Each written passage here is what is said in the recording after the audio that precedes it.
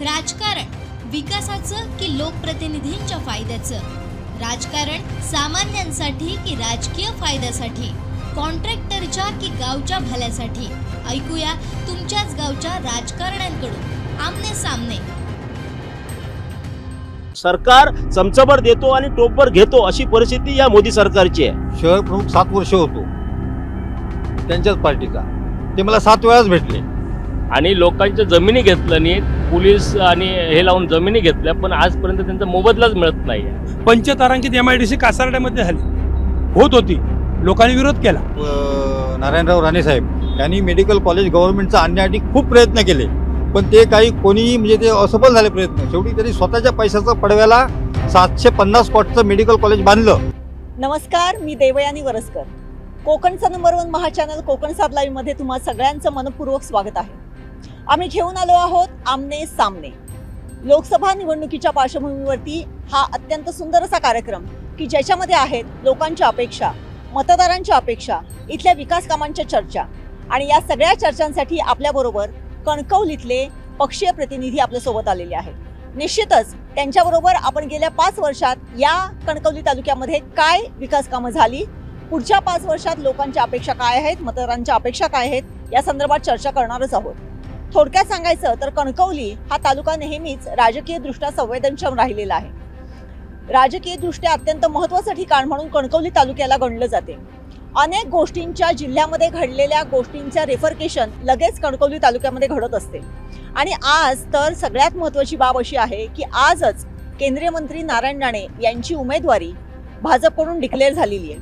त्यामुळे आता हा जो लोकसभेचा जो सामना आहे तो दुरंगी होणार आहे. विनायक राऊत शिवसेनेकडून आणि भाजपकडून नारायण राणे. या सगळ्याच पार्श्वभूमीवरती गेल्या 5 वर्षात या लोकसभा मतदारसंघाच्या अनुषंगाने कणकवली तालुक्यामध्ये काय काय विकास कामं झालेली आहेत, लोकांच्या अपेक्षा काय आहेत, लोकांची गाऱ्हाणे काय आहेत, ही सांगण्यासाठी माझ्याबरोबर आहे आमचा कणकवली तालुक्याचा प्रतिनिधी उमेश बुचडे. उमेश, आज आपण इथे आमने सामने घेतोय. आपले हे पक्षीय प्रतिनिधी आपले सगळे सुहृद आहेत, ते सगळे आपल्यासोबत इथे आहेत. कणकवली हा नेहमीच राजकीयदृष्ट्या संवेदनक्षम असा तालुका राहिलेला आहे. आज ज्यावेळेस या आमने सामनेमध्ये आपण या सगळ्या गोष्टींची चर्चा करतोय, तुला काय वाटते एकूण वातावरण कसं असेल? निश्चितच हे जे वातावरण आहे कणकवलीतलं नेहमी राजकीय संवेदनशील असतं, कारण कणकवली हे जिल्ह्याचं हृदय मानलं जातं. कुठलीही घडामोड असेल तर पहिली कणकवलीतून होते, कारण कणकवलीमध्ये आमदार, खासदार तसेच माजी आमदार हे इथेच राहतात. जिल्हाध्यक्ष देखील हे कणकवली म्हणजे पक्षाचे जिल्हा 4 ते 5 जिल्हाध्यक्ष हे कणकवलीतलेच आहेत. त्यामुळे कणकवली राजकीय संवेदनशील आहे. कुठलीही सूत्र हलायची असेल ती पहिली कणकवलीतून हलतात आणि त्यामुळे कणकवली ही राजकीय पार्श्वभूमी आहे. आज आपण हा आमने सामने कार्यक्रम त्याच अनुषंगाने कणकवलीतून सुरुवात करत आहोत. कशी पद्धतीने हे नियोजन असेल ते आपल्याला सांगावं लागेल मॅडम. नक्कीच या आमने सामने कार्यक्रमाची सूत्र मी आमचा कणकवली बातमीदार उमेशकडे देते आणि ह्या कार्यक्रमामध्ये आपण विकास कामाच्या चर्चेच्या अनुषंगाने कणकवली तालुक्याच्या अपेक्षा काय आहेत या देखील जाणून घेणार आहोत. Umesh, all yours. निश्चितच धन्यवाद मॅडम. आज आपण कणकवली तालुक्यात आहोत. कणकवली तालुक्यामध्ये लोकसभेच्या अनुषंगाने झालेली विकास कामे आहेत ती कशा पद्धतीने झाली आहेत ते आपण जाणून घेणार आहोत. ह्यासाठी आपल्यासोबत कणकवलीमध्ये प्रत्येक पक्षीय तालुकाध्यक्ष आपल्यासोबत आहेत. मी प्रथम त्यांची ओळख करून देतो. नमस्कार, आपलं नाव?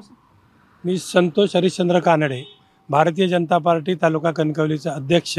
कोकण सातच्या सर्वच चॅनलच्या जे तुमचे जे आपले दर्शक असतील त्या सर्वांचं या निमित्ताने मी स्वागत करतो. आपलं नाव सर? मी राजेंद्र राधाकृष्ण पावसकर, राष्ट्रवादी काँग्रेस पार्टी कणकवली तालुका अध्यक्ष. आपलं सर्वांचं या ठिकाणी मी स्वागत करतो. आपलं नाव सर? माझं नाव प्रमोद शेठ मसूरकर, कणकवली शहर प्रमुख. आपलं कोकण सात या टीमचं मी मनापासून स्वागत करतो. निश्चितच हे होते महायुतीचे सर्व जे आहे ते पक्षीय. आपण महाविकास आघाडीच्या पक्षीयांकडे जातो आहोत. कन्हैया पारकर, कणकवली तालुका प्रमुख उद्धव बाळासाहेब ठाकरे. प्रदीप मांजरेकर, राष्ट्रीय काँग्रेस कणकवली तालुका अध्यक्ष. मी दिवाकर मुरकर, राष्ट्रवादी काँग्रेस शरद पवार गट कणकवली. हे आहेत महाविकास आघाडीचे सर्व जे पक्षीय पदाधिकारी आहेत. आपण आता पाहणार आहोत, सगळ्यांची ओळख करून घेतलेली. आपण आता पाहणार आहोत की लोकसभेच्या अनुषंगाने कणकवलीतली झालेली विकास कामे. मागील 5 ते 10 वर्षांमध्ये या कणकवली म्हणजे लोकसभा मतदारसंघाचा जो खासदार होते ते विनायक राऊत होते। आणि प्रथम आपण सत्ताधाऱ्यांना विचारणार आहोत की कशा पद्धतीने या कणकवलीमध्ये त्यांच्या माध्यमातून विकास झाला आहे किंवा काय प्रश्न आहेत ते विचारणार आहोत। कारण सध्या महत्त्वाचा प्रश्न आहे तो बेरोजगारी, या प्रश्नाकडे आपण त्याच्यावर विचारू। कानडे साहेब, आपण मागील 5 ते 10 वर्ष विनायक राऊत या मतदारसंघाचे खासदार होते, बेरोजगारीचे प्रश्न सुटलेत? नाही, या मतदारसंघामध्ये 10 वर्षामध्ये विनायक राऊत साहेबांनी एकही काम असं की ज्या निमित्ताने रोजगार निर्माण होईल, कारण केंद्र सरकारच्या ज्या योजना आहेत, अनेक योजना तळागाळापर्यंत नेण्याचं काम माननीय पंतप्रधान मोदी साहेबांनी केलं आहे। आमचे MSME मिनिस्टर आदरणीय राणे साहेबांनी केलं आहे। बरेचसे बेरोजगार आत्ता या कालावधीमध्ये साहेबांच्या प्रयत्नातून रोजगार निर्मितीचा मोठा या ठिकाणी प्रश्न जो आहे तो या कालावधीमध्ये सुटेल। मी याच प्रश्नावर खासदार असलेले त्यांचे समर्थक आहेत कन्याभरत, काय सांगाल? त्यांनी सांगितलेलं आहे बेरोजगारी प्रश्न सुटला नाही। खासदार विनायक राऊत साहेब हे जनसामान्यामध्ये असणारे नेते आहेत। त्यांना जनसामान्यामधली जी काही गरज आहे त्याची पूर्ण हे त्यांना माहीत आहे। तशा पद्धतीने त्यांनी या लोकसभेमध्ये गेली 10 वर्ष चांगल्या प्रकारे आपला संबंध, चांगल्या प्रकारे आपले रिलेशन आणि चांगल्या प्रकारे आपला ह्या जिल्ह्याचा विकास विनायक राऊत साहेबांनी केलेला आहे। मुळात नुसते विनायक राऊत साहेबांवर बोलून उपयोग नाही आहे। या मतदारसंघामध्ये नारायण राणे साहेबसुद्धा 6 वर्ष खासदार होते। त्यांनी या मतदारसंघासाठी काय केलं? 3 वर्ष ते केंद्रीय मिनिस्टर होते। त्यांनी या मतदारसंघासाठी काय केलं? उलट नारायण राणेंना तिकीट मिळण्यासाठी शेवटचा दिवस उगावा लागतो। भाजप पक्षाला, महायुतीला त्यांची पात्रता ओळखायला, योग्यता ओळखायला शेवटचा दिवस लागायला लागला। मग ह्या जनतेने तरी जिल्ह्यात कसा म्हणून त्यांना खासदार करावा हा एक प्रश्न आहे। निश्चितच खासदार यांनी बेरोजगारीचा प्रश्न सोडवला असं त्यांचं सांगणं आहे। मी दुसरा प्रश्न पावसकर यांनी विचारला, खासदार विनायक राऊत यांच्या माध्यमातून जिल्ह्यामध्ये विविध विकास कामं झाली आहेत, त्यामध्ये बरीच कामं आहेत, काय एक काम सांगा? त्यांच्या विकास कामामध्ये जास्तीत जास्त टॉवरचेच कामं जरा झाली लक्षात घ्या। आणि ते मोदी साहेबांच्या नेतृत्वाखाली त्यांनी पहिली 5 वर्ष काम केलं, त्यामुळे त्यांना इथे उद्योगधंदे आणण्याची संधी होती विनायक राऊत। म्हणजे इथली बेरोजगारी काही प्रमाणात काय होणं कमी झाली असते, त्यातमध्ये ते यशस्वी म्हणजे रोजगार आणण्यामध्ये ते यशस्वी ठरले नाहीत, म्हणजे उद्योगधंदा आणण्यामध्ये ते काय ते यशस्वी पूर्ण करू शकले नाहीत असं माझं मत। रोजगाराचा प्रश्न सुटला नाही। त्यांना संधी होती, कारण मोदी साहेबांच्या जवळ आता जर तुम्ही विचार करा 54 योजना चालू आहेत।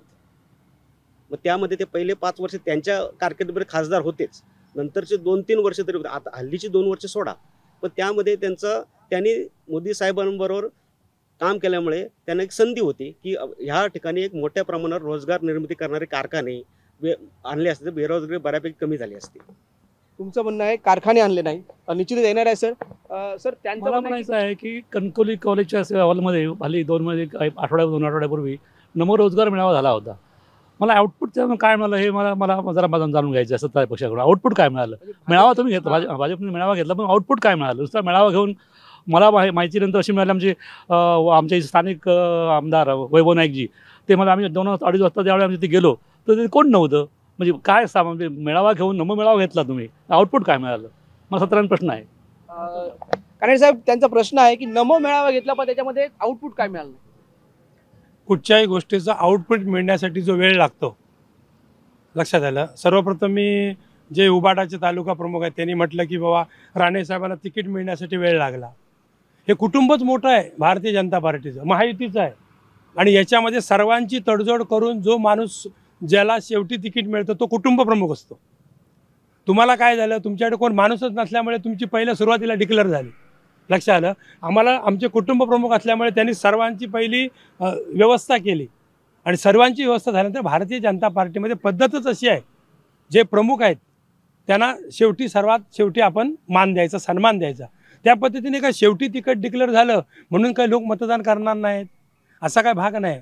जिल्ह्यामध्ये, कोकणामध्ये जो विकास राणे साहेबांनी केला आहे तो विकास एकाही नेत्याकडून झालेला नाही। निधी, ह्याच मुद्द्यावर मी मसूरकर यांना एक प्रश्न विचारतोय। मसूर, जिल्ह्यामध्ये राणे साहेबांच्या माध्यमातून विकास झाला असं काय सांगा?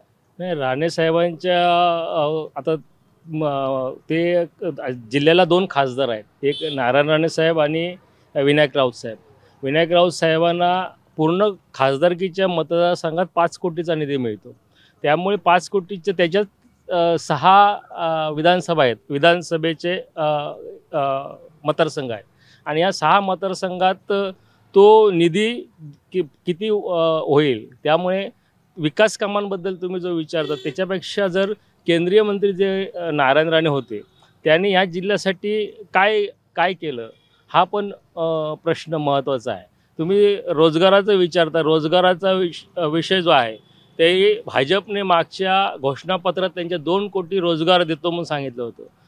प्रत्यक्षात बघायला गेले तर 2 कोटी रोजगार गेलेच, शिवाय जे प्रायव्हेट सेक्टरमध्ये ज्या कंपन्या ज्या होत्या त्या विकल्या, त्याच्यामुळे ते रोजगार होते ते सुद्धा लोकांचे गेले, खाजगीकरण झालं आणि मोठ्या प्रमाणात लोकांचे रोजगार हिरावले गेले. म्हणजे 2 कोटी रोजगार तुम्ही देतो म्हणून सांगितलात आणि तो न देता उलट रोजगार लोकांचे हिरावले गेलेत. हे ह्या भाजप सरकारचं हे कमीपणा आहे. हा महत्त्वाचा विषय आहे. काय सांगतो काय नाही, आता तालुका प्रमुख भाजपचे जे काही तालुकाध्यक्ष म्हणाले की आमचे कुटुंब प्रमुख नारायण राणे असल्यामुळे लेट तिकीट त्यांना मिळालं. मग मला एक सांगा, मोदी साहेब होते, गडकरी साहेब होते, ह्यांना तिकीट अगोदर कसं काय मिळालं? ते काय त्या पक्षाचे प्रमुख नव्हते काय नेते? मुळात नारायण राणेंची योग्यता वळक्याला शेवटचा दिवस उजाडला. त्या मुद्द्यावर मी येईन साहेब, 2 मिनिटं फक्त. आपण जास्तीत जास्त विकास कामावर चर्चा करणार आहोत. मांजरेकर साहेब, त्यांनी जे सांगितलेलं आहे की केंद्रीय मंत्री नारायण राणे यांच्या माध्यमातून विकास देखील कमी प्रमाणात झाला, निधी कमी येतो, काय सांगाल? माननीय नारायणराव राणे हे उद्योगमंत्री होते. त्यांनी आता प्रक्रिया इथे सुरू केलेली आहे. मुळात आधी कोकणात जमिनीचा प्रश्न असतो. जमीन मिळवायला एवढे कष्ट आहेत आणि एवढ्या म्हणजे अडचणी आहेत, ते हे करण्याजोगे आहेत. समजा जमीन मिळाली, 100 एकर मिळाली, हे राणे साहेब मोठ्या प्रमाणात उद्योग कोकणात आणत आहेत. आणि जमीन मिळाली की हे विरोधक लगेच त्याला विरोध करतात, लोकांची बाती भडकवतात. त्याच्यामुळे लेट झालेला आहे. पी हळद आणि हो गोरी असं कधी होत नाही. त्याने उद्योग ताबडतोब परिणाम दिसत नाही. वादळ येऊन गेल्यानंतर 10 दिवसांनी त्याचे परिणाम दिसतात. कुठे काय जनावर हे झालं, कोणाचं काय वाहून गेलं हे नंतर समजतं. तर आता जमिनीचा प्रश्न, जमीन घ्यायलाच 1 वर्ष 1.5 वर्ष जातं. ह्यांच्या भानगडी मिटवायला 1.5 वर्ष जातं, अशी 3 वर्ष जातात आणि परमिशनला 1 वर्ष जातं. पण आमची ताकद असल्यामुळे आम्ही 6 महिन्यात परमिशन आणू शकतो, ही गॅरंटी आहे. पण ह्या गोष्टीला 4.5 वर्ष तर जातात ना. आणि ह्याचे परिणाम आता तुम्हाला ताबडतोब दिसतील. उद्योगमंत्री होते ते, सामान्य गोष्ट नाही आहे. मोठ्या प्रमाणात उद्योग आणलेला, जेवढा मोठ्या प्रमाणात उद्योग त्यांनी इथे आणला आहे तेवढाच वेळ लागणार ना. छोटा उद्योग असला तर लगेच सुरू होणार. जेवढा मोठा उद्योग तेवढा थोडा टाइम लागणार. त्याचे परिणाम आता तुम्हाला 100% दिसतील, याची मी ग्वाही देतो. या कणकवली मोठा उद्योग जो असणार त्यावेळी ते मोठे उद्योग यायला वेळ लागेल असं त्यांनी सांगितलेलं आहे. 2 मिनिटं मी ब्रेक घेतो. राजकारण विकासाचं की लोकप्रतिनिधींच्या फायद्याचं? राजकारण सामान्यांसाठी की राजकीय फायद्यासाठी? कॉन्ट्रॅक्टरच्या की गावच्या भल्यासाठी? ऐकूया तुमच्याच गावच्या राजकारण्यांकडून आमने सामने.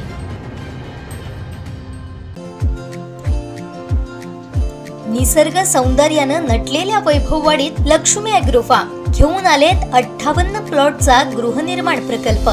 12.5 एकरात होतोय प्रकल्प.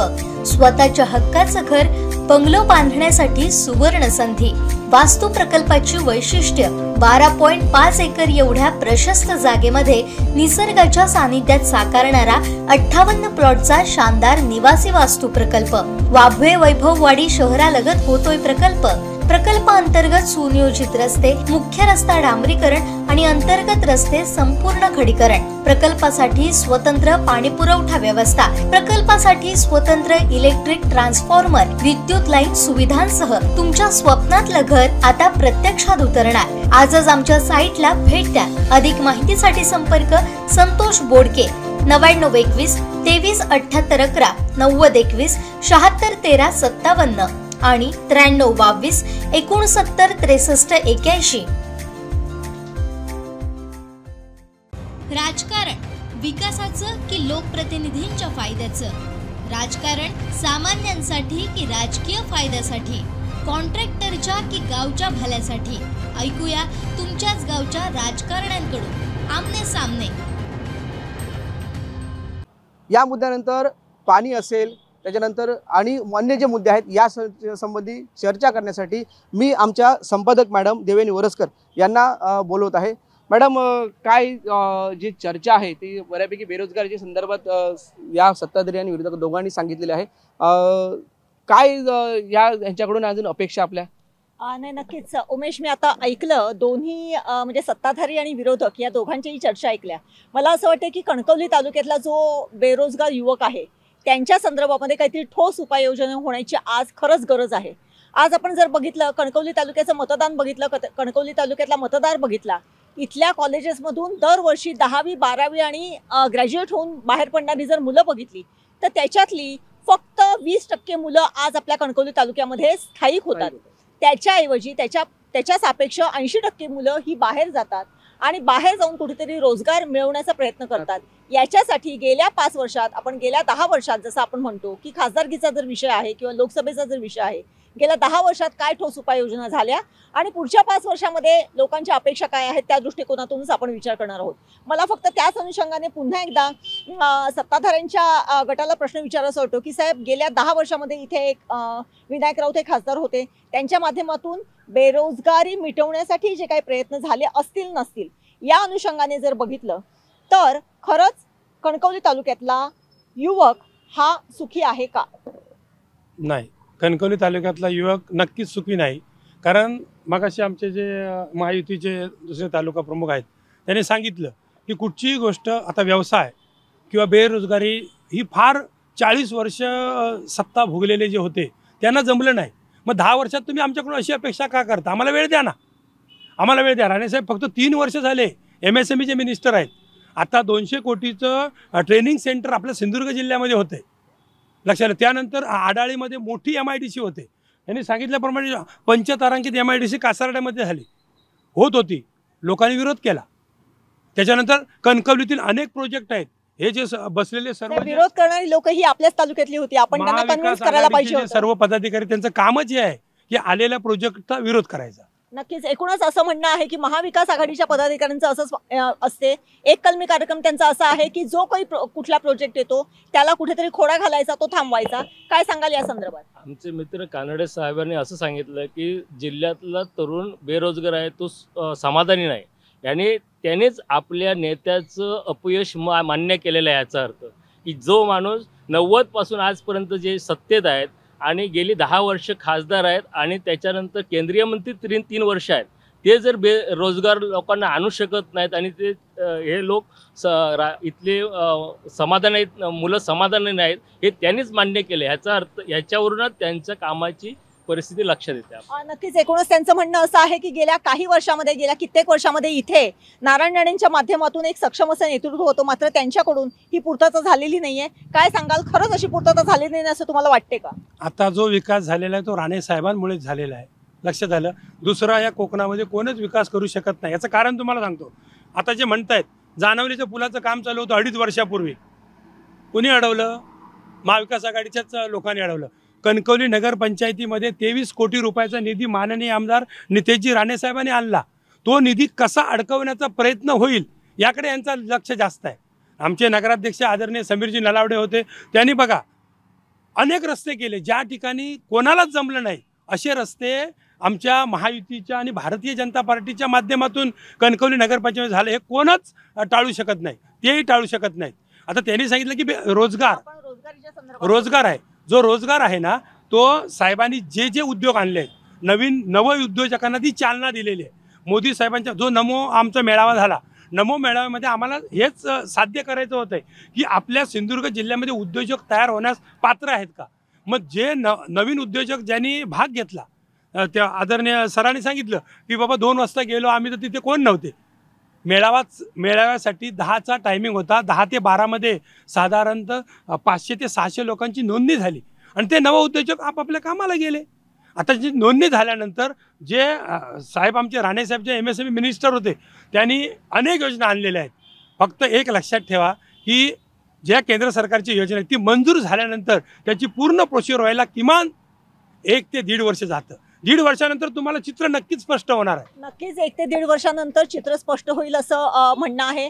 मात्र गेली कित्येक वर्षातला इथला जो युवक आहे की जो रोजगारासाठी इथे तिथे भटकत असतो त्याला इथे स्थिरावण्यासाठी निश्चितच शाश्वत प्रयत्न होण्याची मात्र 100% गरज आहे. हा झाला कणकवलीतला बेरोजगारीचा प्रश्न. परंतु कणकवली तालुका हा कृषीदृष्ट्या देखील तितकाच सक्षम आहे. इथले पाटबंधारे प्रकल्प आहेत ते देखील तशाच पद्धतीने सक्षम पद्धतीने चाललेले असतात. मात्र त्याचा उपयोग करून इथला युवक किंवा इथला कृषीवल जो इथला शेतकरी त्याचा खरंच तितक्या चांगल्या पद्धतीने उपयोग करतो का? आणि कृषीच्या अशा काय योजना आहेत, कृषीची अशी काय तंत्र आहेत की जी कणकवली तालुक्यातल्या शेतकऱ्यांनी अवलंबलेली आहेत आणि कृषीमधून आपलं जीवनमान आहे ते चांगल्या पद्धतीने केलेलं आहे. मी विचारू शकते सर काय सांगाल या संदर्भात? पहिला प्रश्न आहे की माझा थेट प्रश्न आहे की आपली जी गड नदी आहे त्या गड नदीला अजून कुठेही पाण्याची जी आपल्या शेतकऱ्यांना पाणी पाहिजे ती पाण्याची कुठेही व्यवस्था झालेली नाही. मला थेट प्रश्न आहे की ही पाण्याची व्यवस्था कधी होणार? नक्कीच गड नदीच्या पाण्याच्या संदर्भातला प्रश्न उपस्थित केलेला आहे. तुमच्यापैकी जो कोणी सांगेल तुम्ही सांगा.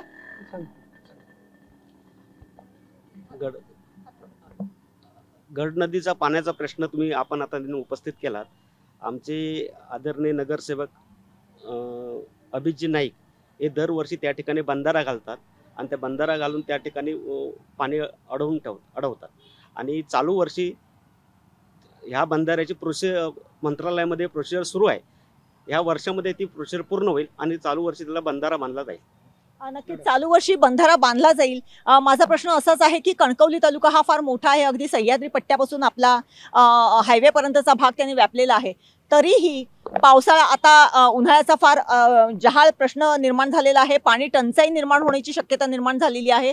काय सांगाल या संदर्भामध्ये? पाणी टंचाईची परिस्थिती, एवढी धरणं आपल्या कणकवली तालुक्यात असून देखील पाणी टंचाईची परिस्थिती का निर्माण होते? गेली कित्येक वर्ष जे नरडवे धरण होतं ते नरडवे धरण कित्येक वर्ष बंद झालेलं होतं. त्या नरडवे धरणासाठी माननीय विनायकजी राऊत साहेबांनी आपल्या सेंट्रल गव्हर्नमेंटमधून आर्थिक मदत यांना दिलेली आहे. तसं ते अरुणा प्रकल्प आहे तिथे पण पैसे आलेले आहेत. त्यामुळे धरणाची कामं ह्या 2 वर्षामध्ये जास्त प्रमाणात चालू झालेली आहेत. अरुणा प्रकल्प किंवा नरडवे प्रकल्पाचा जेव्हा उल्लेख येतो त्यावेळेस अरुणा प्रकल्प झाला मात्र त्याचे कालवे झालेले नाहीत अशी फार मोठी ओरड आहे. काय सांगाल या संदर्भामध्ये? कारण हे काम होणं अत्यंत महत्त्वाचं होतं. अगदी बरोबर आहे. नरडवे प्रकल्प आहे, आमचा कुर्ली देवधर मध्यम पाटबंधारे प्रकल्प आहे. या प्रकल्पांना 2.5 वर्षापूर्वी महाविकास आघाडीची सत्ता केंद्र होती. तुम्ही का पैसे दिलात नाही? मग ह्या 2 वर्षामध्येच का पैसे आलेत? तर आदरणीय आमच्या राज्याचे उपमुख्यमंत्री देवेंद्रजी, त्यानंतर उपमुख्यमंत्री अजितदादा, आमचे CM मुख्यमंत्री एकनाथजी शिंदे आणि या सक्षम पाठपुरावा करणारे या कणकवली विधानसभेचे लोकप्रतिनिधी माननीय आमदार नितेशजी राणे यांच्यात पाठबळामध्ये नरडव्याला आता पैसे आलेत. आमच्या कुर्ली देवधर मध्यम पाटबंधाराला आता पैसे आलेत. हा जो कॅनॉल आहे किंवा हा जो धरणाचं जे प्रोजेक्ट राणे साहेबांनी चालू केले धरणं आहेत. मध्यंतरी आमची सत्ता केंद्र नव्हती, मग सत्ता केंद्र यांच्याकडे होती, मग यांनी का प्रयत्न केले नाहीत? मग आता 2.5 वर्षामध्ये बघा ना करोडो रुपयाचा निधी आला. तुम्ही विचार करा 5 वर्षाच्या सत्तेमध्ये 2.5 वर्ष सत्ता महाविकास आघाडीची, 2.5 वर्ष महायुतीची, बरोबर आहे. मग 2.5 वर्षामध्ये त्यांनी सांगावं की आम्ही एवढे प्रकल्प आणलेत. मी तर ठोस सांगतो की या 2.5 वर्षामध्ये करोडो रुपयाचा निधी जो आलाय तो माननीय आमदार नितेशजी राणेसाहेब यांच्या माध्यमातून असेल, त्यानंतर आदरणीय राणेसाहेबांच्या माध्यमातून असेल, आदरणीय या जिल्ह्याचे पालकमंत्री रवींद्रजी चव्हाण साहेब यांच्या माध्यमातून. हे सगळं जाळं जे आता विकासाचं जे सुरू झालेलं आहे याला थेट कारणीभूत महायुतीच आहे. एकूणच जर बघितलं तर राणे साहेबांच्या माध्यमातून किंवा इथे निधी आलेला आहे, करोडोंचा निधी आलेला आहे असं सांगितलं जातंय. मात्र तरीही आपल्या कणकवली तालुक्यातले गाव हे तहानलेलेच आहे. काय सांगाल? कारण गेली 10 वर्ष इथे राऊत साहेबांचं राज्य आहे. मी पहिला आधी तुम्हाला सांगतो शेतकऱ्यांसंदर्भात. शेतकऱ्यांची 2014 मध्ये युरियाचं पोतं होतं 450 रुपये आणि आता झालंय 1200 रुपये. दुसरं सेंद्रिय ह्याचं खताचं आहे ते 2200-2300 रुपये खत आहे जे या मागील UPA सरकारच्या काळात 400-500 रुपये असं खत होतं. म्हणजे हे सरकार पूर्णपणे शेतकरी विरोधी सरकार आहे. या सरकारने या देशात एवढं मोठं आंदोलन झालं ते दडपून टाकलं, शेतकऱ्यांवर अन्याय केला. त्याच्यामुळे या देशातला शेतकरी अत्यंत खचलेला आहे. या नवीन आत्ता काँग्रेसच्या सरकारने आपल्या घोषणापत्रात MSP देणार हा एक मुद्दा घेतलेला आहे आणि ते उद्या सरकार काँग्रेस पक्षाचं आलं तर शेतकऱ्यांसाठी MSP देणारच आहे. दुसरी गोष्ट तुम्ही विचारलं पाण्यासंदर्भात, 20-25 वर्ष होऊन नाही इथले जर मोठमोठे नेते जर पाण्याचा लोकांचा प्रश्न सोडवू शकत नसतील तर ते राज्य करण्यासाठी लायक नाही आहेत. त्यामुळे आमचं असं म्हणणं आहे की या देशातल्या खासदारकीच्या या इलेक्शनला जनतेनं हे नवीन म्हणजे विनायक राऊतांसारख्या माणसाला, जो काम करणारा माणूस आहे, त्याला निवडून द्यायला पाहिजे असं आमचं मत. शेतकऱ्यांना एकूणच दडपून टाकण्याचा प्रयत्न झालेला आहे किंवा आता महायुतीच्या कालावधीमध्ये शेतकऱ्यांना फार नामोहरम झालेले आहे शेतकरी. आता जर कणकवली तालुक्याचा जर प्रश्न घेतला तर काजू आपल्या बऱ्यापैकी काजू आपल्या तालुक्यामध्ये केला जातो. काजूला हमीभाव मिळावा याच्यासाठी खूप प्रयत्न केला जातोय. काय सांगाल, कारण शेतकऱ्यांचा हा फार जिव्हाळ्याचा प्रश्न आहे.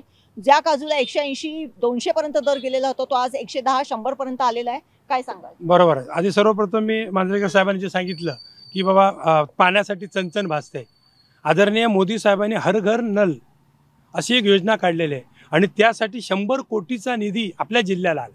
आता 100 कोटीच्या निधीमधून अनेक जलजीवन मिशनमधून जी कामं चालू आहेत सगळी कणकवली शहरमध्ये असतील किंवा ग्रामीण भागात असतील त्या सर्व कामांना आता गती मिळालेली आहे. 1 वर्षभरामध्ये तुम्हाला कुठेच पाणी टंचाई भासणार नाही, ही पहिली गोष्ट. त्याच्यानंतर त्यांनी सांगितले खताचे भाव वाढलेत, खताचा दर वाढला आहे. आता आपण नैसर्गिकरित्या जेव्हा आपण खताची जेव्हा निर्मिती करतो त्यावेळी लोक आता जे चाललेले आहेत ते ऑर्गॅनिककडे चालले आहेत. लक्षात आलं? कृत्रिम खत, नैसर्गिक जे खत निर्मिती होते, ऑर्गॅनिक खताचा भाव हा ज्यावेळी आपण तयार करतो त्यावेळी मी पण एक शेतकरी आहे. मी शेतामध्ये काम करत असताना ऑर्गॅनिक म्हणजे काय, सध्या आताचे जे आपण नैसर्गिक किंवा जे कृत्रिम खतं जे निर्माण होतात त्या खतांमधून उत्पन्न जास्त होतं पण आपल्या शरीराची हाल होतात किंवा वेगवेगळे आजार निर्माण होतात. त्यामुळे आदरणीय मोदी साहेबांनी आता जी नवीन संकल्पना काढलेली आहे त्यामुळे शेतकऱ्यांना त्यांनी डायरेक्ट अनुदान दिलं.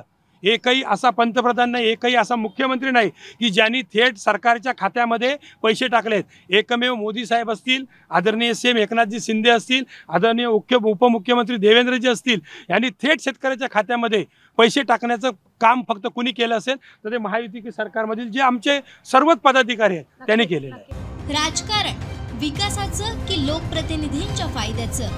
राजकारण सामान्यांसाठी की राजकीय फायद्यासाठी? कॉन्ट्रॅक्टरच्या की गावच्या भल्यासाठी? ऐकूया तुमच्याच गावच्या राजकारण्यांकडून आमने सामने.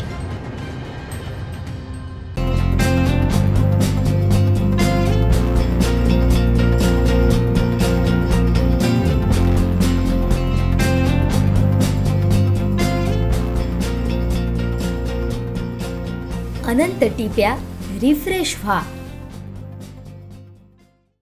राजकारण विकासाचं की लोकप्रतिनिधींच्या फायद्याचं? राजकारण सामान्यांसाठी की राजकीय फायद्यासाठी? कॉन्ट्रॅक्टरच्या की गावच्या भल्यासाठी? ऐकूया तुमच्याच गावच्या राजकारण्यांकडून आमने सामने. एकूणच पैसे डायरेक्ट शेतकऱ्यांच्या खात्यामध्ये टाकण्याचे जे काम असेल ते महायुतीने केलेलं आहे असा यांचा दावा आहे.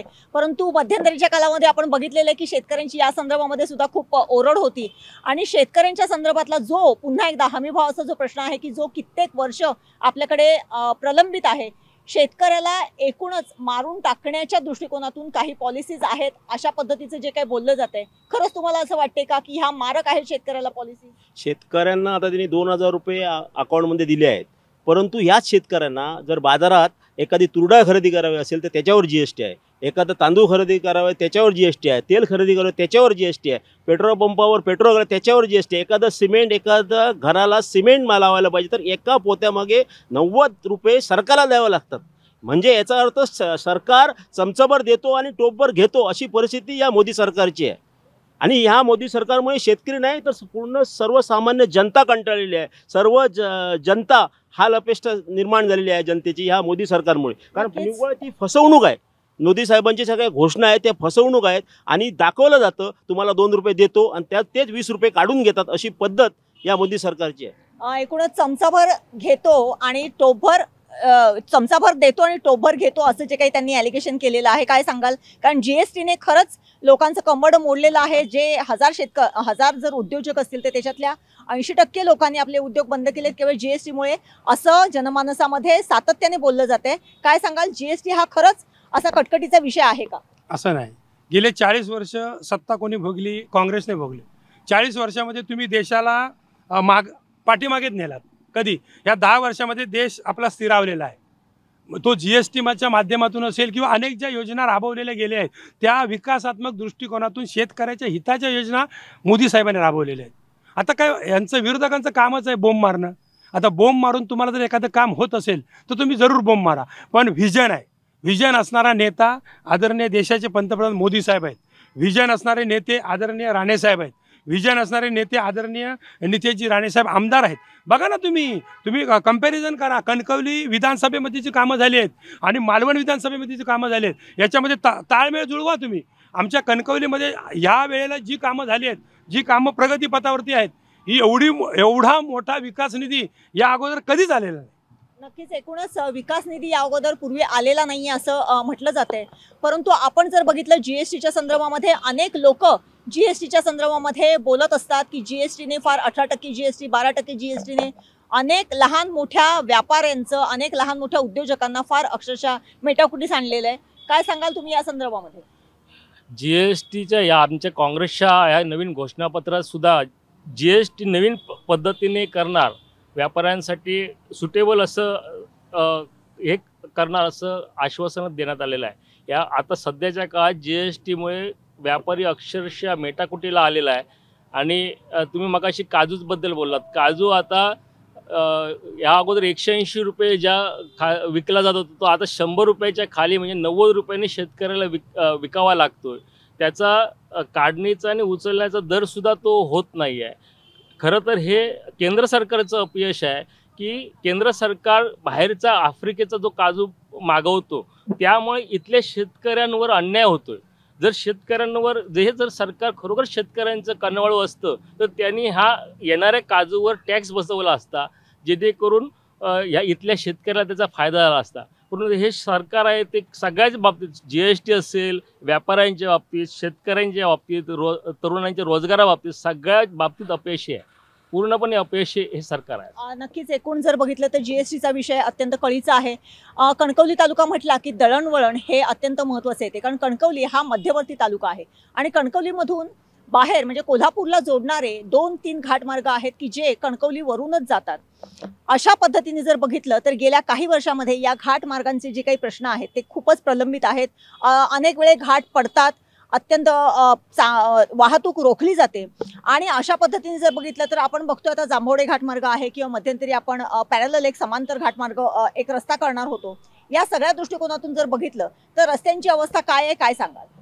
आता तुम्ही दळणवळणाचा प्रश्न म्हणताय ना, आता गगनबावडा घाट एवढा सुंदर होतो आहे. माननीय पालकमंत्री रवींद्रनाथ चव्हाण यांनी 450 कोटी रुपये दिले आहेत. काम प्रगतीपथावर आहे. 4 लेन रोड चालू आहे.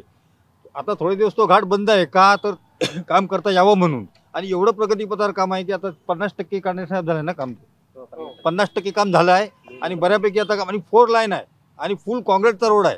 इतकं बघून समाधान वाटतं. 2.5 वर्षच झाले आहेत सरकारला. 2.5 वर्षात 450 कोटी रुपये दिले. ह्याच्या अगोदर 2.5 वर्षात किती रुपये दिले? 4.5 रुपये दिले नाहीत ना. एक मिनिट. आणि दुसरी गोष्ट आणखी मी मुद्दा मांडतो की काजूचा हमीभावाचं तुम्ही म्हणताय ना 100 रुपये 150 रुपये. आता इथले लोक सुद्धा शेतकरी प्रगत व्हायला लागला आहे. आता शेतकरी लोक कच्चे काजूच काढतात आणि ते सोलतात आणि ते 1000 ते 1200 रुपये मार्केटमध्ये येऊन ते विकतात 1 किलो.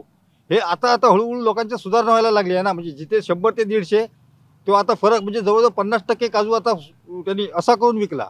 त्याला भाव 1000 ते 1200 रुपये होता. त्यामुळे इथून पुढे अशी हळूहळू प्रगती होत जाईल आणि तो माल कोल्हापूरपर्यंत सुद्धा जाईल. आता ह्याच्यानंतर नक्कीच आपण दळणवळणाचा विचार करत होतो. घाटमार्ग जो आहे, घाटमार्गाच्या संदर्भामध्ये 450 कोटी रुपये आले असं तुमचं म्हणणं आहे. मी इथे विचारेन की घाटमार्गाचं काम, बावडा घाटाचं काम आता सुरू आहे. 450 कोटी रुपये आले असं म्हणतायत. गेल्या 2 वर्षात हे 450 कोटी रुपये आले. मात्र गेली इतक्या वर्षामध्ये जेव्हा पावसाळ्यात नेहमी तो घाट पडत असे, कोसळून तिथली वाहतूक बंद पडत असे, त्या दृष्टिकोनातून मात्र गेल्या काही वर्षामध्ये त्याच्यावरती ठोस उपाययोजना झालेली नव्हती. काय सांगाल? मुळात विकास एक प्रक्रिया आहे. विकास ही आपापल्या परीने होत असतो. परंतु आता जे घाटाचं मी म्हणताय, घाटाची जी प्रक्रिया आहे आता 2-2.5-3 वर्षापूर्वी चालू होती. त्याच्या अगोदर 3-4 वर्ष ही सगळी प्रक्रिया चालू होती की जेणेकरून हा घाट डेव्हलप व्हावा, याचं एस्टिमेट केलं गेलं होतं, सगळ्या गोष्टी केल्या, त्यानंतर हा घाट डेव्हलप झाला आहे. याच्या उलट तुम्हाला मी सांगतो, या जिल्ह्यामध्ये विकासाच्या नावावर टक्केवारी हे राजकारण चाललेलं आहे. मला एक सांगा की सार्वजनिक बांधकाम विभागामध्ये जावा, तुम्ही जिल्हा परिषदेच्या बांधकाम विभागामध्ये जा आणि एखादा टेंडर मला असं दाखवा की ते कमी किमतीमध्ये कमी दराने एखाद्या ठेकेदाराने घेतलं. सगळी टेंडर अभाव, सगळी टेंडर इस्टिमेट रेटला अशी मॅनेज केली जातात आणि टक्केवारी केली जातात. हाच विकास या भाजपचा आहे. अत्यंत गंभीर असा आरोप केलेला आहे की सगळी टेंडर मॅनेज केली जातात, अभाव केली जातात. काय सांगाल, खरंच असं होते काय? असं कधी होत नाही, कारण ते कॉन्ट्रॅक्टर असल्यामुळे त्यांना कदाचित जाणवत असेल. पण विकासाची प्रक्रिया आहे, ते त्यांचं ज्यावेळी सरकार होतं त्यावेळी तीच प्रक्रिया चालू होती, आताही तीच प्रक्रिया आहे. समजा मंत्री बदलल्यामुळे काय प्रक्रिया कधी बदलत नसतात, प्रक्रिया त्याच चालू असतात. फक्त तुमची बघण्याची नजर असते ती बदलत असते. दुसरी गोष्ट म्हणजे त्यांनी काजूचा हमीभाव, मगाशी एक प्रश्न आला होता, काजूच्या हमीभावाला आता आदरणीय पालकमंत्री राणेसाहेब असतील, आमचे आमदार नितेश राणेसाहेब यांनी बोंडूवरती प्रक्रिया करण्याचा एक नवीन उद्योग आपल्याकडे तयार केलेले. MSMEच्या माध्यमातून अनेक उद्योग या सिंधुदुर्गात येणार आहेत. फक्त आपल्याला थोडा वेळ पाहिजे. वेळ कशाला पाहिजे? ते सगळे उद्योगधंद्यासाठी जागा लागते, त्याच्यासाठी लागणारी सगळी प्रक्रिया आहे. ह्या सगळ्या प्रक्रिया होण्यासाठी जो वेळ लागतो तो वेळ शेवटी प्रत्येक गोष्टीला लागतोच ना, तो करावाच लागतो. आणि त्यांनी जे सांगितलं की बाबा ही फक्त टेंडर प्रक्रिया या ठिकाणी अभाव होत नाही, बिलो होतात. बिलो होत नाहीत का होत नाही? बिलो होण्याचा प्रश्नच येत नाही. तुम्ही सगळं मॅनेज करता, मॅनेज करण्याची जबाबदारी तुम्हीच ठरवता, त्यामुळे ते तुम्हीच करता. मग मॅनेज अभाव आणि बिलो तर प्रश्नच येत नाही. नक्कीच. आता नक्की ही टेंडर मॅनेज कोण करते हा एक अत्यंत औत्सुक्याचा प्रश्न ठरेल की नक्की ही टेंडर मॅनेज कोण करते. एकूणच जर बघितलं तर या टेंडरची ही जी प्रक्रिया आहे ही एक फार मोठा एक उत्सव असतो, सोहळा असतो. आणि ज्या वेळेस अशा पद्धतीचे टेंडर येतात, अशी एक वल्गना आहे किंवा अशी एक इथे चर्चा देखील आहे की बावडा घाटाचं जे टेंडर होतं ते मॅनेज करण्यासाठी किंवा ते आपल्या मर्जीतल्या कॉन्ट्रॅक्टरला देण्यासाठी काही महिने त्याला ताटकळत ठेवावं लागलं होतं. खरंच असं आहे का? असं ही चुकीची बातमी आहे, समजलेली असेल कोणाला, चुकीची नाही. कारण त्यांनी जर म्हटलं ना की बिलो टेंडर होत नाही, ते टेंडर बिलोमधीलच आहे. त्यांनी हवं तर पाहणी करा. आणि त्यामुळेच बिलोमध्ये आणि वरचे जे वरिष्ठ जे लेवलची जी टेंडर असतात ही बिलोमध्येच जात असतात, बिलोमध्येच जात असतात किंवा चालत असतात. आता राज्य पातळीवर आम्ही सांगू शकत नाही, आम्ही फक्त तालुक्यापुरती मर्यादित असल्यामुळे एखादी गोष्ट समजा आपण बोलू तर ती आम्ही सांगू शकतो. मी फक्त एवढंच सांगू शकतो की या तालुक्याचा विकास करायचा असेल, या तालुक्यामध्ये आर्थिक समृद्धी आणायची असेल, या तालुक्याची बेरोजगारी हटवायची असेल तर या ठिकाणी फक्त राणेसाहेब आणि भारतीय जनता पार्टीने महायुतीच पाहिजे. एकूणच या दृष्टिकोनातून जर बघितलं तर मुळात आधी घाटाचे काम चालू आहे आणि जे बिलोमध्ये काम आहे ते मुळात बिलोमध्ये काम असल्यामुळे ते लेट सुरू झालं. कारण बिलो असल्यामुळे त्या स्थानिक नेत्यांना त्याची टक्केवारी मिळाली नाही आणि टक्केवारी कशी मिळायला पाहिजे त्यासाठी त्यांना दिल्ली पण गाठावी लागली. आणि ते पेपरमध्ये फोटो पण आहेत दिल्लीमध्ये गेलेले सगळे, तरी त्यांना ते जमलं नाही, शेवटी जमलं नाही. त्यामुळे त्या बिलोवाल्यालाच ते टेंडर द्यावं लागलं. एकूणच आपण बघितलं तर रस्त्याच्या संदर्भातले जे काही प्रश्न आहेत, आपण बघतोय गगनबावडा घाटाचा जो काही प्रश्न आहे तो निश्चितच महत्त्वाचा आहे. परंतु आपण एक त्याच्यामध्ये सगळ्या वाईटामध्ये एक चांगली गोष्ट अशी आहे की काही का असेना हा या घाटाचं काम कित्येक वर्षांनी मार्गस्थ तरी झालेलं आहे. एकूणच जर कणकवली तालुक्याचा जर विचार केला, मला वाटते सरांना या संदर्भामध्ये काहीतरी बोलायचं आहे. सगळे प्रश्न बरोबर आहे सगळे. मला एक एज्युकेशनचा प्रश्न विचारायचा आहे की इथल्या तरुणांना किंवा आपल्या युवकांना स्पर्धा परीक्षा संदर्भात काही मला ठोस काय उपाययोजना किंवा MPSC UPSC परीक्षा आहेत या संदर्भात काय ठोस सत्तारांकडून काय उत्तर मिळतील? नक्कीच आपण त्याच्याकडे जाणार आहोत. युवकांच्या या एकूणच MPSC किंवा स्पर्धा परीक्षांच्या संदर्भामध्ये गेल्या काही वर्षामध्ये अनेक वेळेस चर्चा झालेली आहे. इथे स्पर्धा परीक्षांच्यासाठी सेंटर व्हावं याच्यासाठी सुद्धा प्रयत्न झालेले आहेत, त्याच्यासाठी आग्रही सुद्धा होते. काय सांगाल स्पर्धा परीक्षा? कारण आपली मुलं, कोकणातली मुलं यामध्ये खूपच कमी असतात आणि हा जो टक्का वाढायला पाहिजे असेल तर काय व्हायला पाहिजे? सर्वप्रथम मी सरांना धन्यवाद देईन की सर जे प्रश्न विचारतायत त्यांना पूर्ण अपेक्षा आहे की ते सर्व प्रश्न आमच्याकडूनच पूर्ण होतील. राजकारण विकासाचं की लोकप्रतिनिधींच्या फायद्याचं? राजकारण सामान्यांसाठी की राजकीय फायद्यासाठी? कॉन्ट्रॅक्टरच्या की गावच्या भल्यासाठी? ऐकूया तुमच्याच गावच्या राजकारण्यांकडून आमने सामने. आता डोळ्यांच्या सर्व आजारांवर अत्याधुनिक उपचार कणकवलीत, तेही अगदी माफक दरात. नॅप आय हॉस्पिटल इमिरत संचलित विवेकानंद नेत्रालय आणि रेटिना सेंटर मध्ये आजपर्यंत 15,000च्या वर डोळ्यांची ऑपरेशन्स, विना टाका विना इंजेक्शन मोतीबिंदू शस्त्रक्रिया, डोळे तपासणी, चष्मा, तिरळेपणा आणि डोळ्यांच्या सर्व आजारांवर उपचार. डायबेटिक आणि उच्च रक्तदाब असलेल्या रुग्णांवरही डोळ्यांचे उपचार. आजच संपर्क करा विवेकानंद नेत्रालय आणि रेटिना सेंटर, प्रहार कार्यालयाच्या शेजारी सनराइज टॉवर, श्रीधर नाईक चौक, मुंबई गोवा हायवेवर कणकवली। संपर्क क्रमांक 9850 84 93 15, 8408 80 35 36 आणि 023 67 23 39 33। राजकारण विकासाचं की लोकप्रतिनिधींच्या फायद्याचं? राजकारण सामान्यांसाठी की राजकीय फायद्यासाठी? कॉन्ट्रॅक्टरच्या की गावच्या भल्यासाठी? ऐकूया तुमच्याच गावच्या राजकारण्यांकडून आमने सामने। लक्षात आलं, त्यांचे 10 वर्ष खासदार होते, खासदारांकडनं त्यांनी कधी अपेक्षा केली नाही, पण आमच्याकडून अपेक्षा करतायत। अतिशय चांगलं आहे। सरांचे जे प्रश्न आहेत, बेरोजगारी असेल, युवकांना वेगवेगळ्या पद्धतीचा व्यवसायाचे, आता म्हणून तुम्हाला मग 200 कोटीचं ट्रेनिंग सेंटर ओरसमध्ये चालू आहे, काम भूमिपूजन झालं आहे। ह्या ट्रेनिंग सेंटर झाल्याशिवाय मॅडम कुठचाही व्यवसाय करताना त्याला पहिली माहिती पाहिजे। मला एखादा व्यवसाय करायचा असेल त्याची माहिती पाहिजे ना, माहिती नसेल तर मी पुढे जाऊन डुबणार। मग ती पहिली स्थानिक म्हणजे प्राथमिक जी उपचार आहे, ती प्राथमिक जी पातळी आहे ती सध्या स्टेज सुरू आहे आणि एक साधारण वर्षभरामध्ये हे सगळं पूर्ण होईल। वर्षभरामध्ये सिंधुदुर्गाचं चित्र नक्कीच भारतीय जनता पार्टी असेल, महायुतीच्या माध्यमातून नक्कीच बदलण्याचं काम आहे। एकूणच या दृष्टिकोनातून मगाशी कासाड्याच्या पंचतारांकित MIDCचा विषय आला। पंचतारांकित कासाडीची MIDC जी होणार होती त्याचं नक्की घोडं अडलं तरी कुठे? नाही, पंचतारांकित जी MIDC होणार होती त्यावेळी राणेसाहेब उद्योग मंत्री होते, फार मागचा विषय आहे।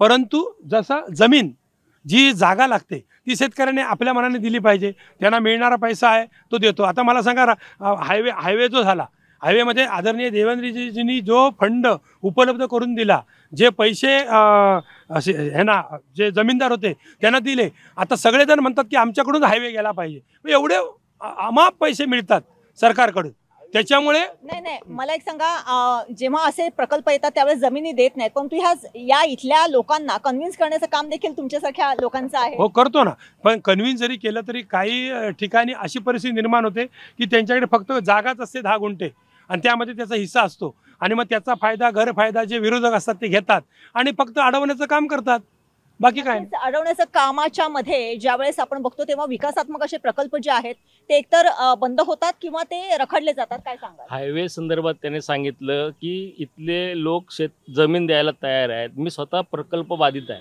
गेली 2017 त्यांनी अवॉर्ड केलं, 17 नंतर आजपर्यंत आमच्या लवादाकडे केसेस प्रलंबित आहेत। आजपर्यंत असे 1000 पेक्षा जास्त केसेस प्रलंबित आहेत। लोकांना अजूनही मोबदला मिळत नाही आहे आणि लोकांच्या जमिनी घेतल्या नाहीत, पोलीस आणि हे लावून जमिनी घेतल्या, पण आजपर्यंत त्यांचा मोबदलाच मिळत नाही आहे। म्हणजे लोकांवर फक्त लोकांच्या जमिनी घ्यायच्या आणि त्यांना वाऱ्यावर सोडायचं, अशा पद्धतीचं यांचं काम आहे। नक्कीच आपण बघतोय गेली 10 वर्ष इथे तेव्हाचे महायुतीचे उमेदवार विनायक राऊत यांच्या रूपातून खासदारकी इथे ते उपभोगत आहेत। पुन्हा एकदा ते यावेळेसही उभे राहिलेले आहेत, परंतु गेल्या 10 वर्षातला एकूण आढावा आणि पुढच्या 5 वर्षातला कणकवली तालुक्याचा विकास, अशा दृष्टिकोनातून तुमच्याकडे जे समस्या घेऊन येतात, तुमच्याकडे काही गाराणी मांडायला येतात, त्यांच्या अपेक्षा काय आहेत? पुढच्या 5 वर्षाच्या कणकवली तालुक्याच्या अपेक्षा काय आहेत, काय सांगाल? माननीय खासदार विनायकजी राऊत यांच्याकडनं आमच्या अपेक्षा शून्यच आहेत। एवढ्या मोठ्या शहराचा मी शहर प्रमुख 7 वर्ष होतो त्यांच्याच पार्टीचा, ते मला 7 वेळाच भेटले। ते लोकांना काय भेटणार आणि त्यांच्याकडे काय समस्या घेऊन जाणार? आणि त्या 7 वेळात जर मी लोकांच्या समस्या घेऊन गेलो, माझी असायची 4 पानं, तर प्रमोद तुला मी नंतर भेटतो।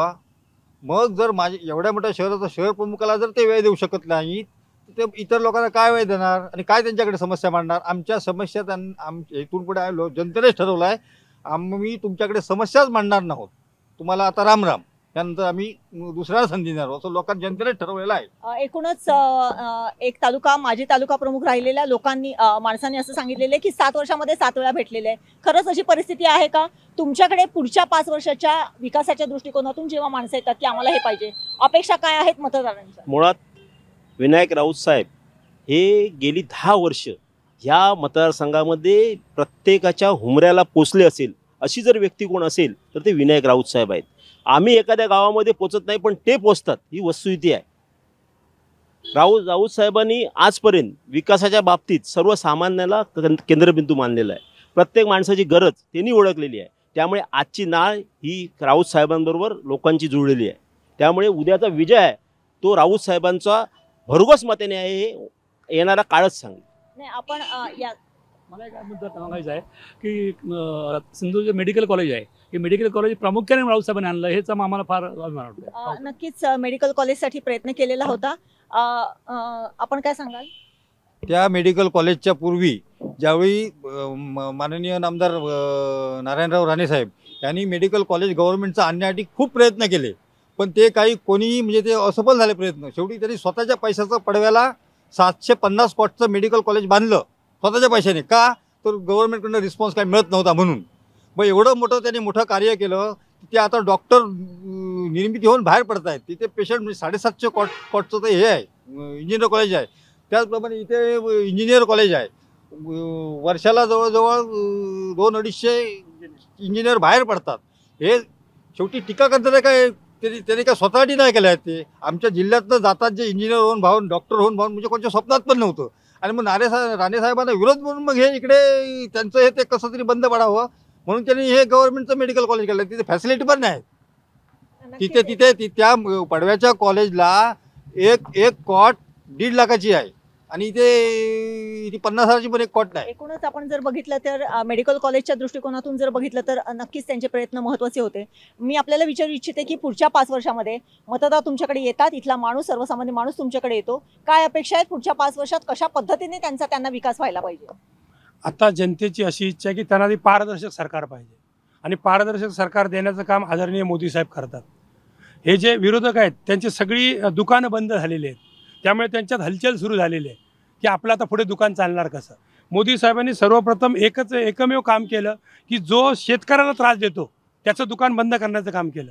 त्यामुळे आता विरोधकांना कोणतीच संधी राहिलेली नाही. म्हणूनच सांगतो की जे आता शेतकऱ्यांची अपेक्षा वाढलेली आहे की यापुढील कोणते निर्णय जे धोरणात्मक निर्णय आहेत ते धोरणात्मक निर्णय घेण्याची क्षमता फक्त आदरणीय मोदी साहेबांमध्ये आहे. एकही धोरणात्मक निर्णय गेल्या 40 वर्षामध्ये काँग्रेसने घेतला असं मला दाखवा.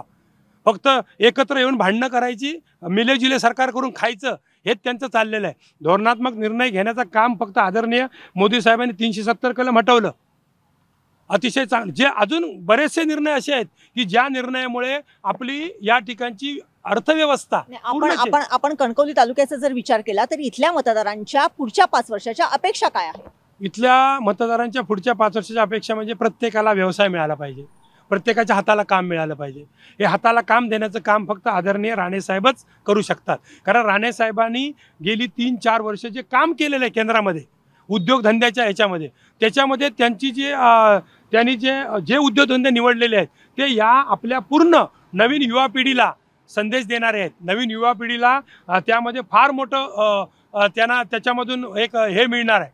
म्हणजे युवा पिढीला निर्मिती त्याची जी होणार आहे ती त्या युवा पिढीला त्याच्यामधूनच मिळणार आहे आणि त्याच्यामधून युवा पिढीला एक चांगला व्यवसाय आणि चांगली व्यावसायिक होण्यासाठी ही एक संधी या आमच्या महायुतीच्या सरकारमधूनच आपल्याला मिळेल. नक्कीच. एकूणच जर बघितलं काय सांगाल या संदर्भामध्ये पुढच्या 5 वर्षाच्या अपेक्षा काय आहेत? कारण शेतकऱ्यांना अक्षरशः शेतकऱ्यांना आपण थोडंसं कुठेतरी एक सॉफ्ट कॉर्नर दिलाय म्हणून तुमची दुकानं बंद होतील अशा मुळात राणे साहेबांवर लोकांचा विश्वास होता. या जिल्ह्यातल्या लोकांचा गेली 30 वर्ष या जिल्ह्यामधील प्रत्येक शक्ती केंद्र प्रत्येक ज्या ठिकाणी सरपंच असेल जिल्हा परिषद असेल त्या ठिकाणी हे स्वतः प्रस्थापित लोक होते.